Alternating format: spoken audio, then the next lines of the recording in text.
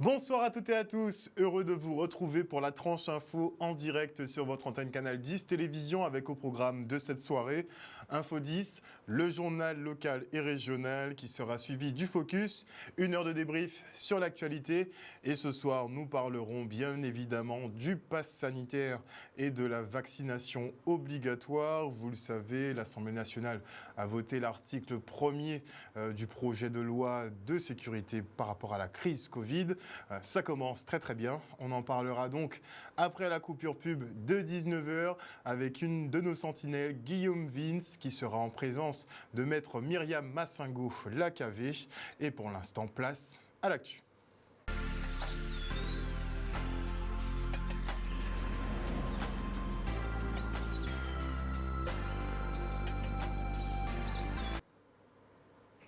Nous sommes le vendredi 23 juillet 2021, jour pour un point Covid intermédiaire, on va dire, puisque la préfecture et l'agence régionale de santé ont communiqué de nouveaux chiffres aujourd'hui qui tendent dans leur politique.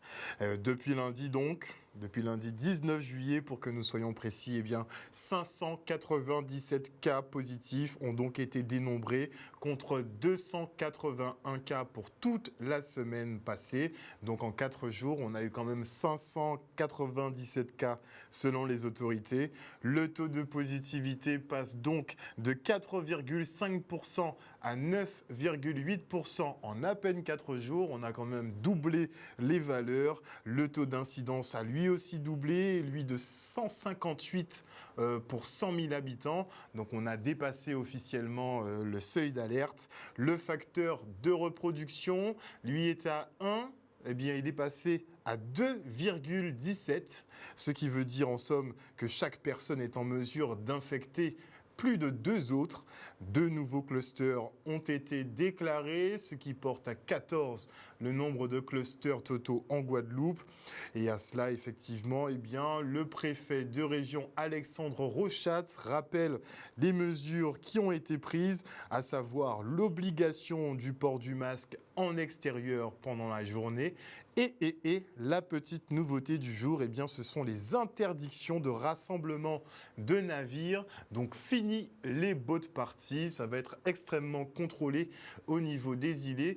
Et dans les jours qui viennent, des mesures complémentaires seront prises. Vous le savez, on attend le passage de la Guadeloupe en état d'urgence sanitaire. Et de cela découlera donc très certainement un couvre-feu dès la semaine prochaine. Et les sapeurs-pompiers du département, eux, se préparent à la mobilisation nationale de leur corps de métier le 26 juillet prochain. Concernés par l'obligation vaccinale débattue à l'Assemblée, ils refusent d'être contraints et forcés à réaliser cet acte médical. Ils soulèvent par ailleurs les effets secondaires des vaccins qu'ils constatent même chez leurs proches. Le reportage. Nous, pompiers, pas accepter, ni gouvernement, ni pas monde imposer nous quoi que ce soit pour ça qui a concerné la vaccination. La vaccination, c'est un acte individuel, c'est n'importe qui qui doit être, s'il veut vacciner, mais on ne peut pas imposer au monde d'inoculer en sang. Et voilà. Je trouve que des fois, il y a des exagérations et des fois, nous disons, si des fois, nous pas à une forme de dictature en France. On peut dire que nous ne sommes pas d'accord, nous ne sommes pas anti-vaccin. D'accord? Par contre, nous contre l'obligation vaccinale parce que c'est la liberté nous qui est en jeu ici dedans.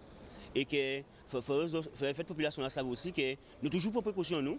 Nous ne pouvons pas n'importe qui gens à casa ces gens-là. Et tout cas nous masquer, nous pouvons passer en vie en masque qui a casa nous qui dans ce centre-là et nous toujours répondre au mieux à devoir nous, à toutes sollicitations fait nous. Donc pour nous aujourd'hui jour, il n'est pas question qu'on est obligé de nous vacciner. Okay? D'autant plus que nous sommes dans 3 jours nous-mêmes, pour famille nous, qui vaccinent mal passé et nous avons vu ça mal. Et tous les jours, nous avons vu que la population là, c'est une situation assez anxiogène pour nous tous, assez compliquée. Et c'est mettre la population là à donner notre contrainte pour nous parce que nous ne savons pas qui pour nous faire nous-mêmes vis-à-vis de eux.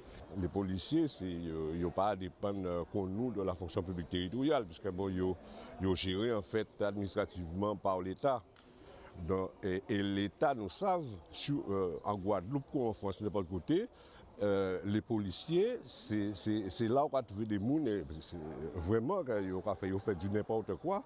Ils n'ont pas considéré, les policiers, parce que nous avons des collègues qui sont syndiqués vers nous au niveau de la police. Et en cas dit qu'il y a un grand problème au niveau de la police, c'est que bon, il n'y a pas de ni mot à dire. Pression qu'on met sur nous là pour peut-être nous licencier nous là, peut-être foutre nous dehors, dans vulgairement parlant comme ça veut dire que nous pas rien en fait. Et nous payons ça passer, ça paye passer à nous. Nous avons tous les moyens possibles et imaginables pour nous aller en la rue là s'il faut, pour nous porter revendication nous, tout partout, là il faut. Il n'est pas question pour nous que nous obligés de nous vacciner, c'est liberté nous, chaque monde libre de faire ça, vous voulez quoi, nous ne pouvons pas dire pour ne pas vacciner, ça il veut faire, il a fait en âme et conscience, avec tout le bitin là à côté. Okay? Par contre, en ce qui concerne le licenciement à collègues nous fonctionnaires, nous pardon. Mes collègues volontaires aussi, ils peuvent monter garde sur pas vacciné. Ça n'est pas normal que nous ont telle pression comme ça. Ce n'est pas possible. Nous avons un pays à liberté et ce n'est pas possible que nous laisse ça passer. Sapeurs-pompiers qui, vous l'avez noté, ont souligné des problèmes de cas d'effets secondaires assez graves. Et si au national, les gérants de boîtes de nuit rouvrent, ce n'est pas le cas des professionnels ici en Guadeloupe. Des soirées tests devaient être organisées pour la reprise, mais ces derniers n'ont reçu aucune information complémentaire de la part de la préfecture. Passe sanitaire, jauge, rien n'a été acté. On fait le point avec Silvio Grava, secrétaire adjoint du Syndipro, au micro de Charlie Dagonia. Pour le moment, nous décidons nous attendre. Nous attendre parce que même force avec les discothèques sur le plan national, il y a une réouverture, mais Guadeloupe, il y aura bloqué nous toujours. Donc, par rapport à contexte, la préfet la TV nous fait une soirée d'expérimentation pour nous faire un test. Débutant, nous pas ni pont tenant et aboutissant à test là, qui gens ça organisé, qui gens nous ka mettre ça en place. Donc nous préférons dire tant que nous pas savons où la nous caille, nous ka préférer mettre en stand-by à ça, bloquer ça tibrin et après nous que voir avec à travers les différents rendez-vous qui gens ça organisé, qui décision nous ka prendre. La CCI ka soutient nous parce que même si nous c'est des discothèques, nous c'est des entreprises avant tout. Donc la CCI là aussi pour défendre l'intérêt en nous, il ka comprendre nous surtout la CCI ka soutient nous le secteur notamment le tourisme mais nous avons fait partie justement à des activités qui ont dynamisé le tourisme. Et là, nous avons le monde qui rentre en Guadeloupe, on ne peut pas danser pour un côté. Donc nous devons trouver un consensus, un compromis entre certains bitins pour nous garder ce nous avons fait. Et malheureusement, en même temps, nous avons vu que la situation là a dégradé. Donc nous avons posé nos questions, même si la sanitaire là. Donc si on le questionnement, nous pas ni pour une réponse pour le moment. Et tant que nous pas ni réponse claire, nous préférons pour le moment pas travailler. Et pour entrer dans ces fameuses boîtes de nuit ou dans les soirées ou dans les lieux de vie en général, il vous faudra ce fameux pass sanitaire qui a déjà des effets considérables effectivement sur l'économie puisque les salles de cinéma au niveau national enregistrent en ce moment des pertes de l'ordre de 70%. Ce n'est pas une blague. Et même s'ils sont loin d'être en surcharge, les services d'urgence et de réanimation du CHU de Pointe-à-Pitre se préparent à la 4e vague annoncée par le gouvernement. Des personnels sur le front depuis des mois et qui sont menacés finalement de perdre leur job s'ils ne se vaccinent pas. En tout cas, le département s'est rendu sur place, constater le travail réalisé par ces équipes au quotidien. Les images. Nous avons voulu visiter des services sensibles comme les urgences et on a pu se rendre compte de manière réelle, concrète, dans quelles conditions cela se faisait. Le personnel travaillait, mais aussi les conditions d'accueil des patients en réanimation avec toutes les difficultés liées à la crise Covid, mais au-delà les problèmes d'agression et des accidents et qui créent ce flux tendu et bien sûr le service gériatrique qui est très important pour la politique pour les personnes âgées que nous voulons mettre en place sur la Guadeloupe. Ce qui est important, c'est pouvoir, il était important pour moi de prendre connaissance de cette réalité, mais au-delà, de pouvoir apporter des solutions. Et comme je disais, hier j'ai eu l'échange avec le ministre de l'Outre-mer de manière à ce que nous ne puissions pas être réinstallés dans ces nouveaux locaux en 2023-2024 avec les mêmes problèmes, puisqu'aujourd'hui on connaît quelle est la situation, les difficultés de trésorerie du CHU, les difficultés pour payer les fournisseurs, et à partir du moment où vous avez ces difficultés, les contraintes aussi pour obtenir les soins, les médicaments dans les délais, et ce qui peut être pénalisant. Donc il est très important, non pas de trouver des solutions ponctuelles, occasionnelles, mais des solutions pérennes qui permettent de régler définitivement ce souci. Nous avons besoin de lui expliquer en quoi les soins critiques que je représente en tant que chef de pôle ont eu à gérer donc, les 3 vagues Covid et se préparent à la gestion de la 4e vague. Lui présenter nos difficultés logistiques en termes de surface de soins qui ont besoin d'être augmentés pour faire face à la demande qui augmente avec la situation sanitaire. Mais aussi lui expliquer comment nos personnels ont été engagés et très engagés jusqu'à ce que maintenant, avec l'arrêt du plan blanc, on ait des difficultés maintenant à remobiliser tout ce monde. On va devoir certainement de nouveau y avoir recours. Mais l'important pour le président, c'est de bien comprendre qu'en Guadeloupe, plus que jamais, il faut qu'on encourage, et on ne sera jamais de trop, avec les politiques, à encourager la population à faire l'effort de la vaccination pour atteindre l'immunité collective, parce que la cinétique de cette 4e vague, qui est très verticale, nous inquiète. On espère vraiment que tout le monde puisse fonctionner normalement à la rentrée ou aux fêtes de fin d'année. On a un mauvais moment à passer, et pour nous les hospitaliers, c'était important de le dire au nouveau président du département. Et visiblement, selon le dernier point Covid, donc, qui est tombé il y a quelques heures à peine, eh bien, les appels au SAMU relatifs à la Covid-19, enfin au Covid-19, ont augmenté de presque 600% en une semaine. Il compte alors 107 dossiers à cette date en début de semaine contre 18 dossiers la semaine dernière. Donc la semaine dernière, le SAMU enregistrait 18 dossiers contre 107 dossiers cette semaine. Et les transports de malades du Covid par le SDIS ont également augmenté donc de 75% sur la dernière semaine écoulée. Parlons de Cap Excellence maintenant, qui entend redynamiser la zone de Dugazon de Bourgogne. La communauté d'agglomération a entamé un ensemble de travaux pour pallier notamment aux inondations assez fréquentes dans la zone. Fin des travaux actés en décembre 2021. Si tout va bien, le reste en images. C'est lié à la compétence de développement économique de la communauté d'agglomération. Donc il s'agit pour nous de redynamiser la zone d'activité économique de Dugazon de Bourgogne, et ce par le biais de travaux de voiries réseaux divers. Dans les grandes lignes, ce sont des interventions principalement sur la voirie, donc la route, avec une reprise des réseaux secs et humides. Donc par exemple, une reprise de l'éclairage public, la mise en place de stationnement, la mise en place d'aménagement paysager. Donc voilà dans les grandes lignes un peu l'intervention de Cap Excellence. Donc nous avons un certain nombre de zones d'activité économique, et le parti pris a été d'intervenir sur un certain nombre de zones d'activité économique, dont celle du gazon de Bourgogne, des Abîmes. Nous ambitionnons une réception des travaux pour décembre 2021. Donc il s'agit pour nous, à cette réunion, de faire un point d'étape avec les acteurs économiques.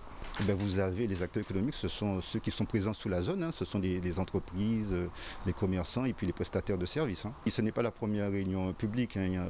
Le chantier a démarré en 2019 et s'est tenu depuis un certain nombre de réunions publiques. Bon, effectivement marqué par un coup d'arrêt lié au Covid. Et donc là, il s'agit pour nous de reprendre contact avec les acteurs économiques et puis de leur exprimer la temporalité de nos travaux. Et on enchaîne avec l'opération Partir en livre à Capesterre-Belle-Eau. Et cette fois-ci, les enfants ont pris plaisir à la lecture sur la plage de Roseau. Le reportage. Partir en livre est aujourd'hui à Capesterre avec la bibliothèque de Capesterre, bien sûr, qui a invité un certain nombre d'associations ainsi que beaucoup de CLSH. Le but de cette manifestation, c'est de mettre le livre à la portée de tous les enfants sur leur lieu de loisir. Donc le livre sort des étagères des bibliothèques et va donc sur la plage, au bord de la rivière, sur les places publiques, dans les jardins, etc. de façon à pouvoir rencontrer rencontrer les enfants sur leur lieu de loisirs. Nous voulons aussi donner aux enfants l'occasion de lire autrement. Autrement, c'est la lecture plaisir, des animations autour du livre et des ateliers autour du livre. Tout ce, ne pas avoir une lecture pédagogique comme à l'école. Surtout de nos jours, c'est très très important parce que vous savez, maintenant les enfants sont vraiment sur les écrans, beaucoup d'écrans à longueur de journée et on souhaite vraiment diversifier les activités afin que les enfants retrouvent un peu ce goût de lire. On ne voit plus d'enfants aux centres commerciaux autour de livres, ils sont tous avec le portable de maman, bien la tablette. Donc je pense vraiment que ces opérations doivent perdurer et être le plus souvent possible pendant l'année. Le livre, c'est ouvre l'imaginaire, on est dans les histoires et donc ce sont des lieux privilégiés justement pour se distraire et pour découvrir la lecture autrement. Et vu qu'effectivement on a ouvert cette fameuse boîte de Pandore avec cette obligation du pass sanitaire et cette obligation vaccinale, petit exemple de ce qui pourra arriver dans les communes de France, eh bien notez que Christian Estrosi, qui est donc maire de Nice, eh bien, il va imposer à sa population un pass sanitaire pour les enfants dans les centres et les centres de loisirs et d'accueil de sa ville. Les enfants ne seront accueillis donc que s'ils sont munis d'un test PCR de moins de 48 heures ou pour les plus de 12 ans d'un certificat de vaccination. C'est comme ça que ça risque de se passer. Et 20 Guadeloupéens participent en ce moment au JO de Tokyo. On est fiers, évidemment. Et à cette occasion, le comité régional et sportif relance son club de supporters baptisé Woolo. Ça fait un petit peu écho à l'émission de Brother Jimmy, d'ailleurs. On le salue. Le reportage. Depuis 2012, nous avons pris l'initiative d'organiser un club Woolo pour les Jeux olympiques de Londres avec l'idée d'être derrière tous nos athlètes guadeloupéens présents en équipe de France malgré la distance. Et cette année c'est encore plus important parce que nous savons que les parents, les amis, les dirigeants qui ont l'habitude de suivre les Jeux n'ont pas pu se déplacer à Tokyo, donc avec le décalage horaire en plus. Mais il faut qu'ils sachent que nous sommes avec eux et que nous pensons à eux, que nous serons des supporters, quelle que soit l'heure devant l'écran, mais nous serons avec eux et en espérant qu'il va y avoir des médailles cette année. C'est une année exceptionnelle. Nous sommes en train de voir qu'au niveau international, dans les compétitions sportives, il y a beaucoup de surprises parce que plus rien n'est comme avant. Donc il faut s'adapter aux circonstances. Mais nous espérons que cette année, nous avons des rendez-vous et j'espère bien que parmi tous ces Guadeloupéens, nous aurons la satisfaction d'avoir des médailles et de les supporter dès maintenant et pour pouvoir après les accueillir ici en Guadeloupe. Nous avons déjà eu beaucoup de réactions, notamment à travers le post que nous avons fait sur le Cross Guadeloupe et ils savent que nous sommes avec eux et ils seront avec nous, nous serons avec eux à travers les réseaux et nous espérons avoir certains même au téléphone et en direct selon les épreuves et selon le décalage horaire. Mais nous sommes avec eux, ils le savent bien et ça leur donne beaucoup d'encouragement et de force, comme on dit, pour traverser cette épreuve et ensuite être en parfaite condition pour ensuite les compétitions sportives. Un reportage signé Stanley Manicor. Et on part maintenant pour une opération de nettoyage du quartier de Marly à Sainte-Anne. Les jeunes de la cité ont décidé de retrousser leurs manches pour embellir eux-mêmes leur lieu de vie. On n'est jamais mieux servi que par soi-même, n'est-ce pas? Le reportage. Les problématiques environnementales sont une réalité aujourd'hui en Guadeloupe. Il y a une nécessité que chacun entreprenne une action, que ce soit une action à la fois citoyenne et municipale. C'est vrai que la ville n'est pas seul acteur avec l'intercommunalité, avec les différents syndicats à agir. Il y a aussi les citoyens. Il est important pour nous d'impliquer les jeunes, mais aussi les adultes, toutes les personnes qui vivent sur le territoire, en tout cas dans le quartier de Marly, pour commencer une démarche d'environnement qui sera la première étape d'une démarche de projet de quartier. C'est là qu'on habite, c'est là qu'on bloque toute la journée des fois, donc on est là H24, donc il faudrait qu'on... Voilà. C'est mieux que ce soit propre et que ce soit nous qui le nettoyons que ce soit quelqu'un d'autre. Comme je fais partie du service des véhicules de Sainte-Anne, donc on organise cette manifestation. Et du coup pour nous, c'était important de participer, d'être vraiment actif dans l'action qu'on organise, quoi, c'est normal. Donc c'est pour ça que c'est avec plaisir que j'y participe.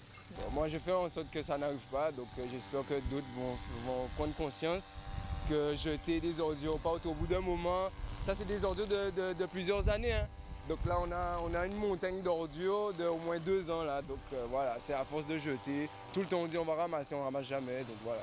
J'ai à cœur d'accompagner les jeunes dans l'insertion et lorsque je suis venue participer à un match de football autour de ce lieu, j'ai constaté qu'il y a énormément de débris et j'ai rencontré les jeunes, j'ai rencontré la population et proche de proximité et je leur ai proposé un nettoyage ensemble pour pouvoir mettre en place un jardin potager de manière à ce que la Marly reste propre et belle. Nous souhaitons mettre un acte symbolique sur ce site qui justement où sont déversées des ordures, donc que nous allons fleurir aujourd'hui et donc je voudrais féliciter donc toute l'équipe du service technique, Monsieur Sita, qui est en train de construire des bacs où on va mettre des fleurs et nous allons donc fleurir cet espace. Donc pour nous c'était super important. La Guadeloupe, c'est un pays qui est magnifique.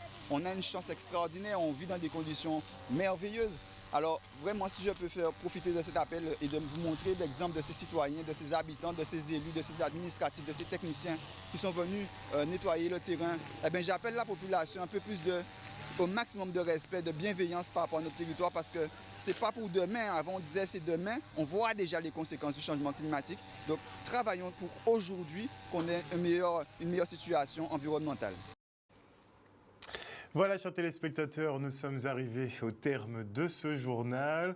On va quand même rappeler l'une des principales informations de ce vendredi, à savoir ce point Covid intermédiaire qui est sorti dans l'après-midi et notez que les services de l'État et de l'Agence régionale de santé ont relevé 597 nouveaux cas de Covid contre 281 sur toute la semaine dernière. Donc je le répète parce que bon, ça vaut ce que ça vaut. Hein. En 4 jours, donc, on a recensé 597 cas alors qu'en une semaine, donc 7 jours, on en a recensé 281 la semaine dernière. Le taux de positivité explose et passe donc de 4,5% à 9,8%. Le taux d'incidence a également doublé et est fixé maintenant à 158 pour 100 000 habitants. Seuil d'alerte dépassé. Le facteur R, lui, passe de 1,07 à 2,17, ce qui veut dire que chaque personne est en mesure d'infecter apparemment plus de 2 autres personnes. De nouveaux clusters, donc 14 clusters au total. On n'a pas de points sur les hospitalisations sur ces 4 jours, ni sur les hospitalisations en réa d'ailleurs. On n'a pas de données non plus sur le nombre de décès, donc on imagine que ça doit être fixé à 0. Le préfet a rappelé aussi l'obligation du port du masque en extérieur, donc toute la journée. Et effectivement, donc les rassemblements de navires, c'est la grande nouveauté. Les boat parties risquent de sauter, puisque visiblement, ça ne rentre pas dans les clous. Et de gros contrôles seront opérés à partir de demain aux alentours des îlets. Donc vous êtes prévenus. Voilà, chers téléspectateurs, le journal est donc terminé. Merci pour votre fidélité. N'oubliez pas que sur Canal 10 Télévision, vous faites l'information que nous diffusons. Le JT revient lundi prochain. À ma place, vous aurez effectivement ma collaboratrice Marine Molza. Je ne serai pas loin, mais pour une semaine encore. Et après, on va se quitter pour quelques temps, le temps de méditer à la rentrée, à savoir ce qui va se passer. Une bonne soirée à vous. Je vous fais des bisous. Un bon week-end.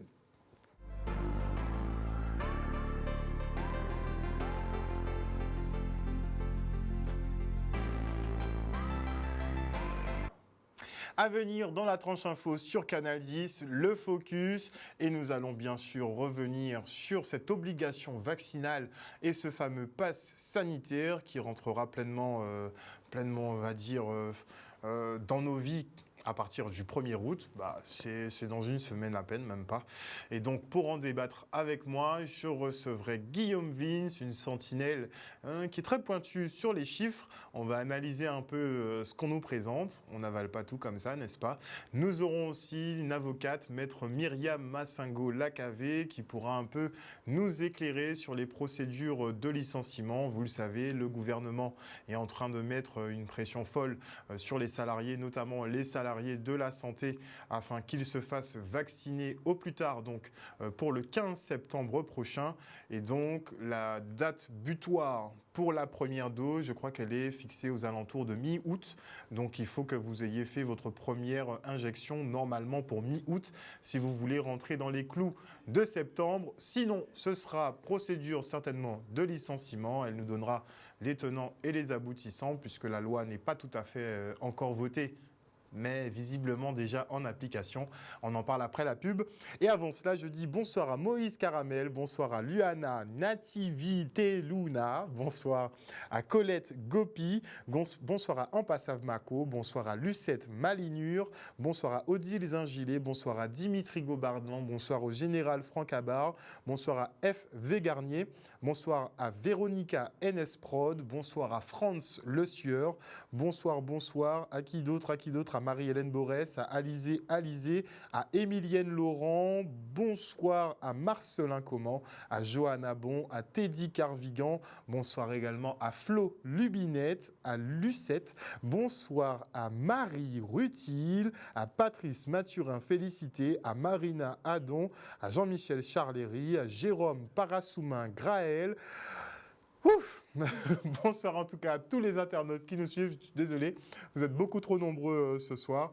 On se retrouve après la pub et on va parler passe sanitaire et obligations vaccinales.